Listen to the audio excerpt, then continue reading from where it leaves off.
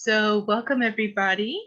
Um, this is a special added film component of our beautiful Oakland Breastfeeding Festival. We're actually recording it ahead of time because my beautiful guest is in Australia. And we magically hooked it up so that we can have this conversation and present it to you for our event that's going to be happening Sunday of this week. So exciting. Zoom is such a fun toy.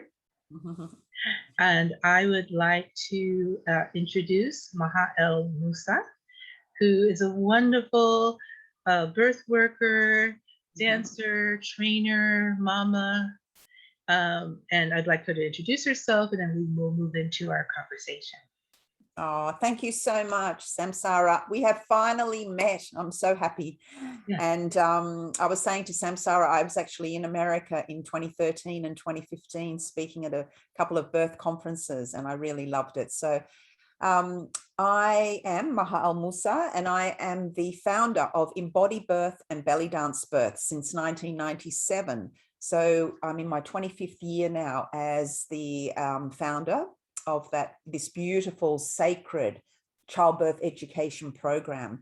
And I'm of Palestinian, Lebanese, a bit of Egyptian and Indian background, but I grew up in Australia. I came to Australia when I was 2. I was kidnapped from my mum as a 6-month-old by my dad and brought to Australia without my mum. I was at boarding school at 4 years of age and didn't have a mother for 7 years, the first 7 years of my life. So that really set the scene for me to see the work that I do in keeping mothers and babies together.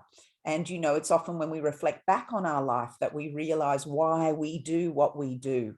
And now I really do know that on an embodied level, that I do this work because of my childhood history and how important it is in the way we are birthed and the way we are looked after in those first years of life. So it really does have an impact and an imprint on who we become. And I've had 3 beautiful children, all born as nature intended. My sons are 21 and 24, and I have a beautiful daughter who is 12, Amina, and she was born at home when I was 46 years of age. And I breastfed her for 8.5 years. Wow. So, yeah. So here we are talking about breastfeeding. And I wanted to share my personal experience with everybody because I was in the worldwide media, and this was from 2012 to 2016, really before anybody was standing up for, you know, advocating for breastfeeding, and especially natural term breastfeeding, meaning when the child decides to wean. And whether that be 6 months, you know, 6 years, 8 years, 9 years, that is a decision that is made between a mother and her baby, her child, and our circumstances and our beliefs and our personal understandings and, you know, our informed education and all of those things. And because I'd been a birth worker for many years when my daughter was born, I learnt about natural term breastfeeding. And because I had my daughter at a late age and it was a conscious conception, conscious pregnancy, conscious birth, I wanted to do the conscious breastfeeding and just see who would this child become when everything was flowing from a physiological mammalian template or blueprint. How would my child be in the world with these experiences? So she sounds like she was a scientific experiment. But I just wanted to be able to flow from A to Z without any interference and just, you know, give her that freedom to be whatever she was meant to be. And she had no intervention whatsoever through birth and post-birth, etc.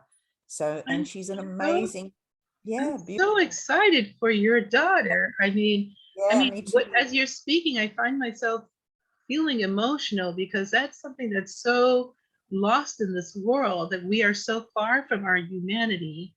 That's it. And it's reflected in the strife between people and the issues that we have, issues with children's brain development and on and on and on, children's emotions as they grow to adulthood and not being able to manage the big emotions of being a human being. And I really do believe, and science even supports, how breastfeeding supports all of that. Strong immune system, strong brains, good digestion, all those things. And we know our digestive system is our immune system. That's it. Right. So a child born without that support, and so many little ones, I mean, there's a time and a place for everything, but it's too many children are just being given the formula right away and not even having a moment of it's not a fad, No. or a fashion statement. It is something that is a gift to little humans to help them grow up to be healthy and strong. So I'm so happy for your daughter. Yeah. Thank you for doing Well, that. that's what I was saying in the media was, human milk for a human baby. How can that be controversial? That is, as nature intends, where we can. And I think sometimes the default position is often what's not possible or where we can't do something. And that becomes the default rather than what is biologically imperative for mother and child being the default. So where we are lacking, I think, on a societal global level is that we don't value the experience of the mother and baby, or the person giving birth and baby. We're not valuing that voice that is sovereign and autonomous in that journey and that experience, because we have a default of actually sickness or not being well or not being healthy. So that's right. So my work and my teachings and my lived experience is always about what is possible. What is the most healthy thing that I can do that Mother Nature has given to me? So how do I stay in my sovereignty and in my inner voice knowing? How do I connect to that and listen to her? And I think that if we can support wherever possible physiological birth for those who want to walk that path is just as valid as any other pathway for birthing and then feeding our children. But we don't support and value the physiological pathway because there's no money in that. Let's just get exactly right. Exactly. There's no money. No product connected with it. Yes. That can be sold. Yes, that's exactly the thing. You were mentioning that you were in the media. What was that about? So basically it started, actually, there was a beautiful lady, Jamie, on the Time magazine. You may remember that. She was feeding her child. He was standing on a stool. Yes. And he was 3.5. And funnily enough, Amina was 3.5 at the same time. And I had written online on an Australian news site, wow, fantastic. My daughter's 3.5. I'm actually 48. And, I'm breastfeeding, I was 49 at the time, and I'm breastfeeding her. Good on this, mum. This is normal. This is natural. This is another pathway that should be available to all women. And that was in 2012. And then the phone rang, the emails came, everybody started asking me for my story. So I just sort of went down this river of sharing my breastfeeding experience with my daughter, Amina. And so for 4 years, I was on CNN, I was on Discovery Channel documentary, I was on Australian Women's Day, lots of TV shows in Australia and overseas. Our story went viral twice. But what I saw was the media is always looking for that sensational headline, that way of cutting your voice as a woman, that way of diminishing who you are to the world and using your story in a way that's not truthful. So I stood my ground because I'm very strong, and because I work in birthing, I stood very strong in my knowing, and to say to them, no, that's not, for example, how I feed her. Go and stand under that tree, in a silly position and feed her so we can get some photos of you. And I'd say, that's not how I feed my daughter. She just comes and sits next to me while I'm talking to you, and I just feed her. And it's a very natural, very calm, very non-sensational experience of connection and attachment. Just like I might go and make her a sandwich, or you may pour a child a glass of milk from a bottle. It's let's calm it all down. Let's slow down. Let's not get activated in our nervous system. Let's just see this for what it is. I am a mother attending to my child's needs. I listen to her cues and I follow that. And I was telling everybody, follow what works for you. Anything that works from the heart, that flow of heart and love and bonding, do that. Not this ridiculousness that they are trying to fit us into an agenda and a narrative that is not ours. That is not the maternal voice.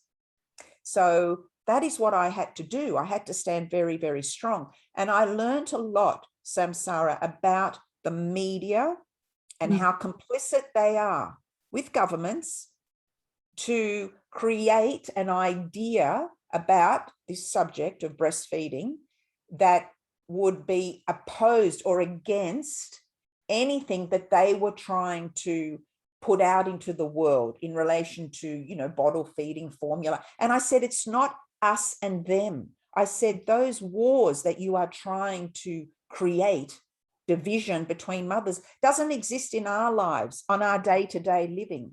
Right. If I'm sitting with a mother who's bottle feeding her baby, I'm not ostracizing her.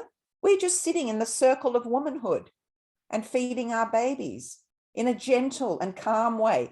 It's you that creates this instability and fear. And the same thing goes for birth. You're so right. At the end of the day, you know, that calm and people just deciding what needs to be for their families. Yes. Some families will breastfeed. Some people will. There's occasions when formula is the thing that the family needs to do. People milk share, getting milk from milk banks or sharing with other lactating parents. And it's just people feeding their children. Why is there so much drama and trauma and shame around something that should just be so basic and so pure and so good? That's it. That's it. And we have to, as mothers, and this is the strong voice that I have in the world, whether it's in birthing or breastfeeding, is we have to claim and own that voice and the way that we choose to do these things without getting that external fear that takes us and distracts us from that inner knowledge and knowing, that mammalian blueprint. We have to not take on that shame that is not ours. And we work a lot of that in my Embody Birth program for birth. We talk a lot about imposed fear and innate fear. What is the difference? Because you can have some innate fear. That's for breastfeeding. How am I going to feed my baby? Will I have enough milk? You know, how will my body open for birth? These are innate fears or questions or, you know, curious openings and gateways into excavation, and they are perfectly normal. But when we have externalized fears that are suffocating our own innate fears that take precedence over this excavation, we can get stuck in their limitation. So we need to, when we walk this path, really take that deep dive into what is this journey? What is my intention on this journey? Become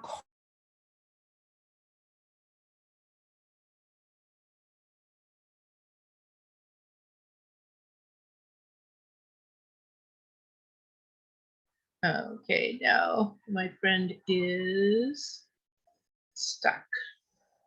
So let's see if she gets unstuck.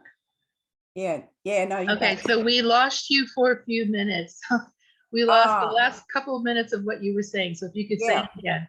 Yeah, sure. So I was saying, we as mothers, we carry the jewels of consciousness in our bodies through these experiences, and we need to value ourselves. We need to value our voice. We need to value these gifts of consciousness and give them to the world confidently and strongly, without justification, without having to defend ourselves. Who do you have to defend yourself to? This is a relationship between you, your baby, your partner, if you have one, your family, your community. That's what matters, to build strong community.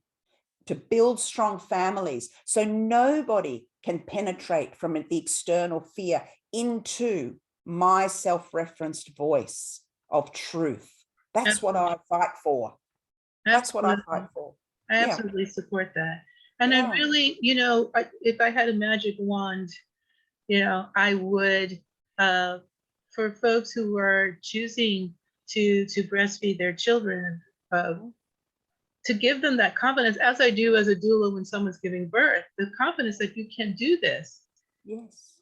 It is not, this unfathomable thing that requires you to read 20 books and maybe one book. That's, but it shouldn't. If we were living more authentically as humans, we would have all seen this beautiful thing in our lives. And we would have seen babies nourished at the breast or body of their parents, and it wouldn't be such a BFD. It's right. Complicated for two reasons: because we don't see breastfeeding, and two, our births are so medicated that the poor little baby that is seeing 3 nipples and trying to figure out which one it should attach to. Crazy. And then being blamed for having a bad latch. That's right. So that's right. Everything's a diagnosis and treatment. Yes, because we see the body as an illness, as a pathology. And that's what I was saying before about the default being what's not possible. And that not possible is where the interference grows. Because if we don't trust and we don't believe as birth professionals, then we're going to have that position that I have to interfere somehow and I'm going to save the mother. And we say in embodied birth, a mother doesn't need to be saved. She needs to be loved. If we understand the way in which milk flows, the way the body opens, that is through the portal of love. We know that, the portal of oxytocin. Care, respect, listening, patience, slowing down, everything that we do, the opposite of these things. So we are coming back to the basics, the fundamentals of understanding the body and the female body, the womb, wisdom, the body of the womb. Yeah, what does that require in order for these things to flow as nature intends? Are we supporting that? And how do we support that?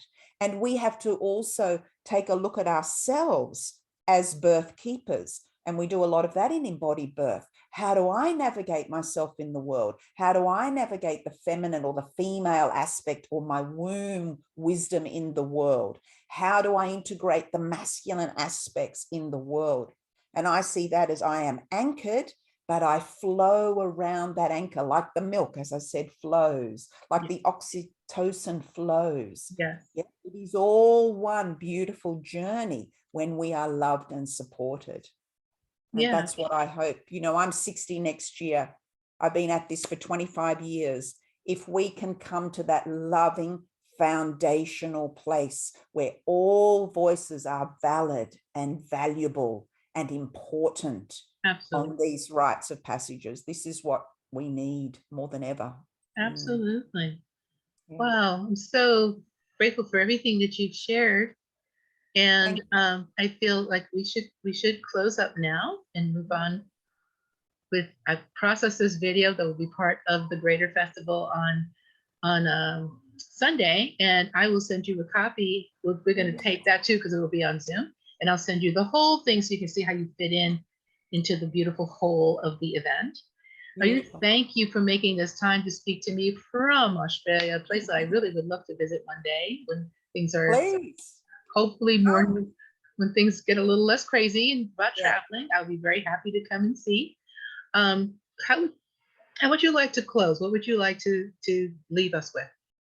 Well, I was going to say before, Samsara, when you said about reading the book, and we say in embodied birth, and this is a beautiful way to close, is that the living book is within. Read it.